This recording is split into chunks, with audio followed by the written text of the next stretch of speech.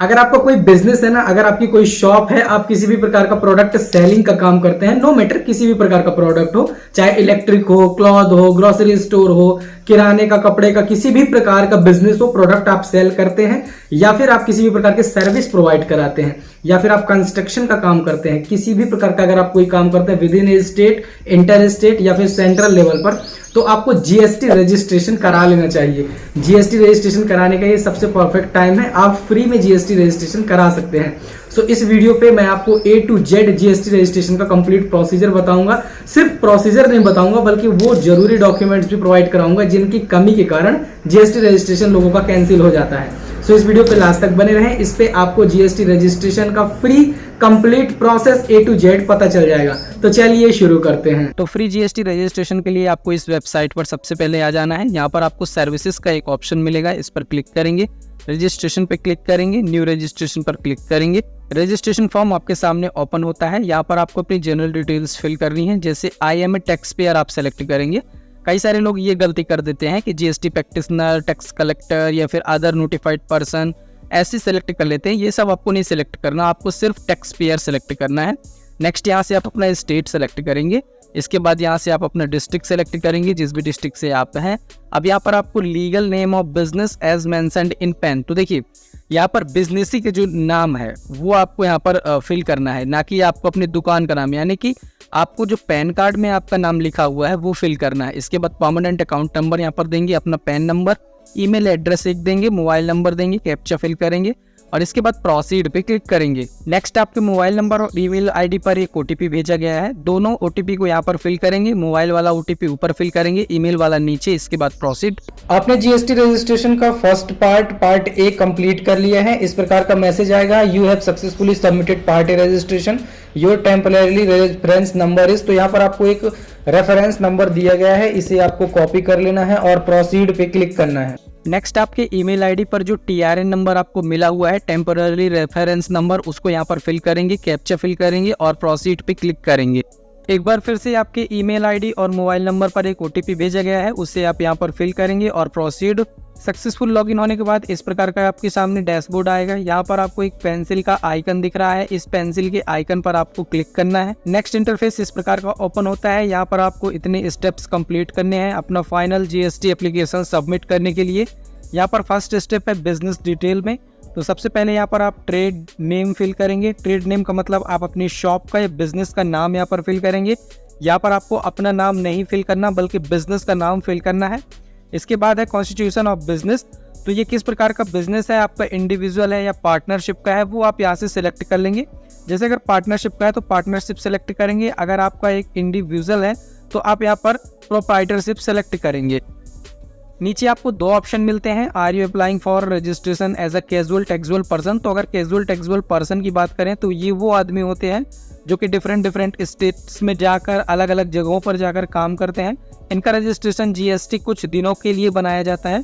तो अगर आप ऐसा काम कर रहे हैं जो कि कुछ दिनों के लिए किसी साइट पर जाकर काम करते हैं तो इसे आप ऑन करेंगे, लेकिन अगर आप अपनी शॉप का पर्टिकुलर कर रहे हैं तो इसे आप ऑफ रहने देंगे। दूसरा ऑप्शन है ऑप्शन फॉर कंपोजिशन, तो इसे भी आपको क्लोज करके रखना है। इसमें कुछ आपको बेनिफिट तो मिल जाते हैं, लेकिन आप में बहुत सारे अकाउंट में रेस्ट्रिक्शन आ जाते हैं, तो इसे आपको बंद करके रखना है। नेक्स्ट है रीजन टू ऑब्टेन रजिस्ट्रेशन। अब यहाँ पर आप जीएसटी रजिस्ट्रेशन क्यों लेना चाह रहे हैं वो आप सेलेक्ट करेंगे। जैसे कि फर्स्ट ऑप्शन है क्रॉसिंग द थ्रेशोल्ड, अगर आपने जो जीएसटी के दायरे में लिमिट है उसे क्रॉस कर दिया है और आपको जीएसटी फिल करना है तो आप क्रॉसिंग द थ्रेशोल्ड सेलेक्ट करेंगे। अगर आप ई कॉमर्स साइट पर कुछ अपना बेच रहे हैं प्रोडक्ट, उसके लिए आप जीएसटी रजिस्ट्रेशन चाहते हैं तो इस ऑप्शन को सेलेक्ट करेंगे।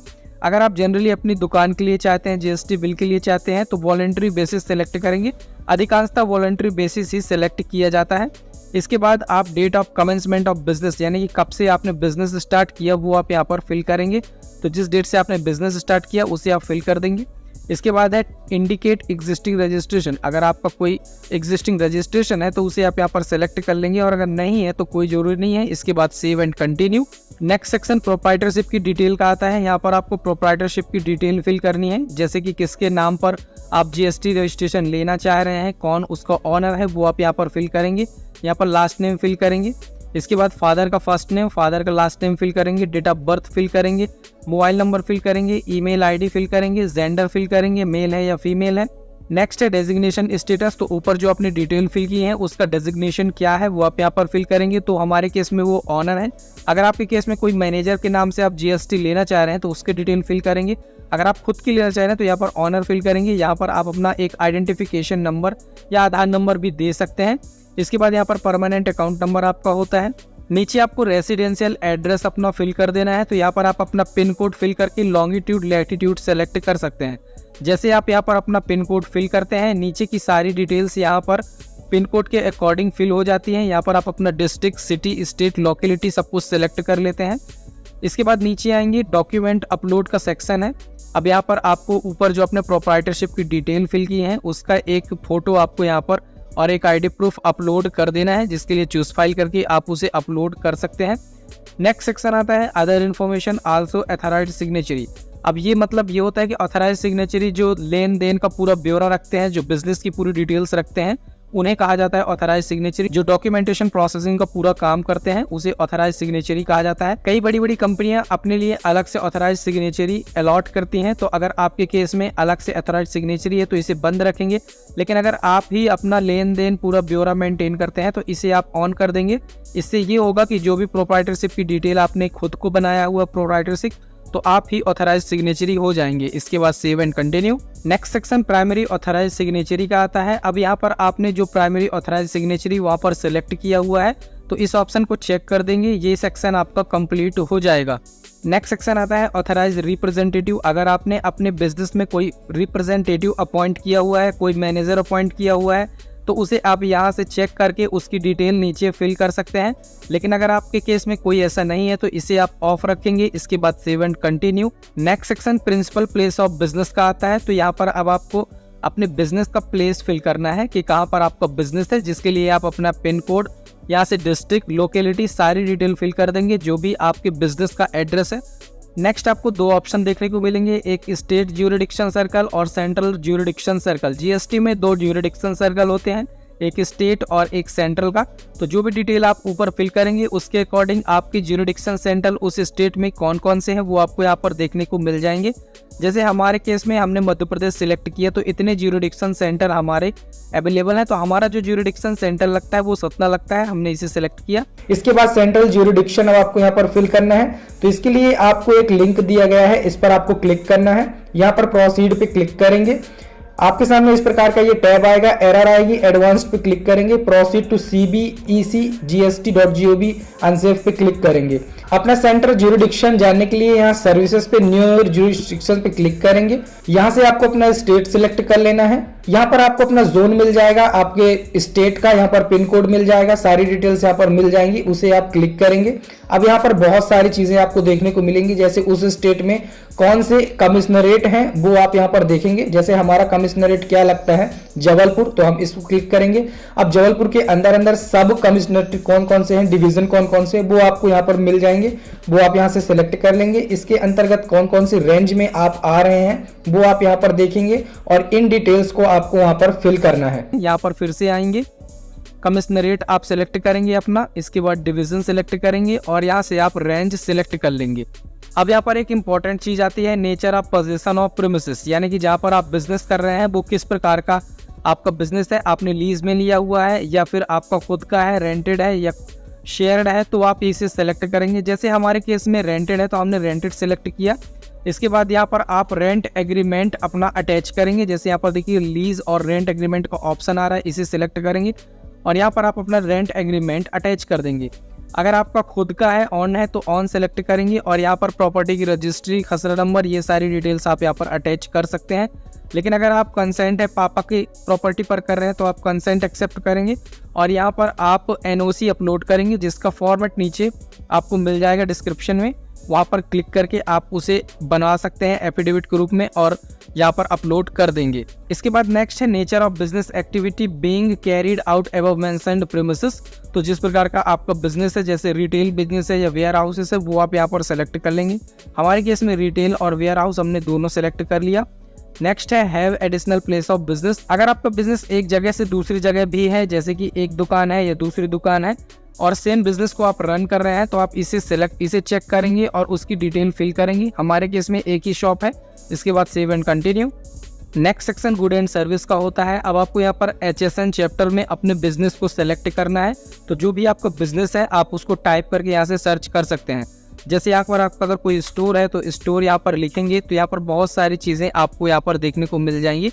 जैसे आप देख सकते हैं कि इतने सारे स्टोर्स आपको देखने को मिल जाएंगे। इनके अंतर्गत आपका शॉप जिस भी चीज़ से रिलेटेड आता हो वो आप यहाँ पर सेलेक्ट कर लेंगे। जैसे हमारे केस में ट्रंक सूटकेस वगैरह का बिजनेस है हमारी शॉप का, तो हमने यहाँ पर ये सेलेक्ट कर लिया। इसके बाद सेव एंड कंटिन्यू।